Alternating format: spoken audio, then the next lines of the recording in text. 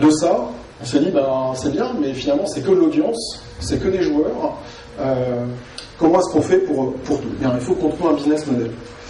Et là, ça, c'est le grand moment de solitude, d'une équipe, de solitude de mon côté. C'est le business model, il est où? Comment ça marche? Comment est-ce que vous faites de l'argent avec de la belote? Comment est-ce que vous faites de l'argent avec des jeux dans les réseaux sociaux? Comment ça marche?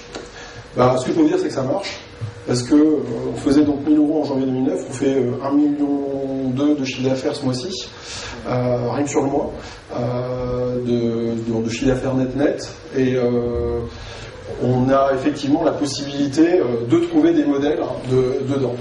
Alors quand vous trouvez votre modèle, c'est-à-dire quand vous trouvez des équations, c'est-à-dire comment les gens payent, comment ça se lie, quel est le produit qu'ils vont aller acheter. Alors ils peuvent acheter l'accès à un tournoi, ils peuvent acheter des fonctionnalités dans leur jeu. Il faut tourner, il faut prendre point par point.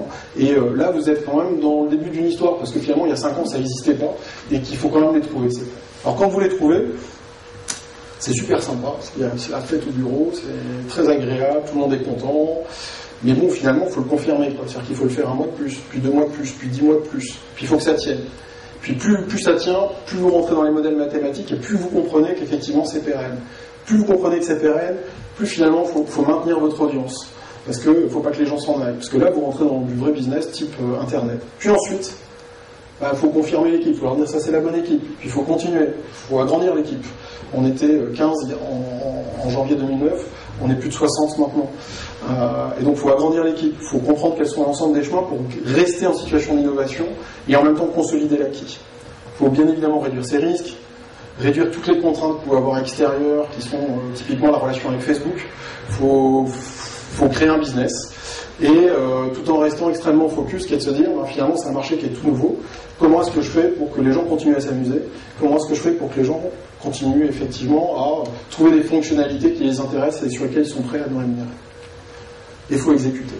Pour conclure, ça donne à peu près ça. Alors, je vais très simplement, je ne suis pas sûr que vous arriviez à bien voir, mais je vais vous le dire très très rapidement.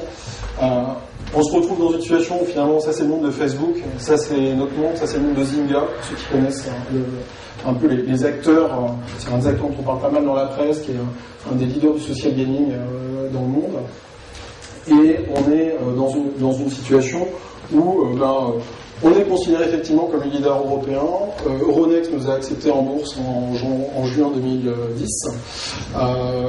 On est en forte croissance et on est en train de partir en fait en train de partir à l'international. On est en train d'aller chercher plusieurs millions d'euros par mois pour effectivement créer un acteur de type nouveau qui il y a 2 ans n'existait pas, qui il y a 3 ans n'était même pas imaginable. Parce que notre métier c'est quoi? C'est de divertir les gens avec leurs amis, tout simplement, en temps réel, de manière interactive. Ce qui est intéressant dans ce qui a été fait dans ce projet, c'est qu'en fait j'ai appliqué des méthodes que je rôde d'année en année, qui sont des méthodes de management, qui sont des méthodes d'innovation, qui sont des méthodes de cadrage.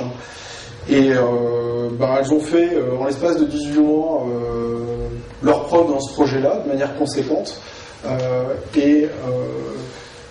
Et je vais dire, ce qui est intéressant, c'est que finalement, c'est transmissible.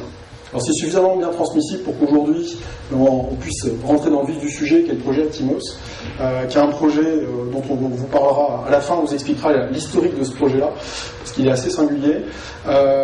Mais pour l'instant, je propose à Thomas de venir nous présenter ce qu'on peut innover dans le voyage en ligne aujourd'hui, ce qu'on peut faire, et puis ensuite Mathieu nous parlera des chiffres qui sont derrière.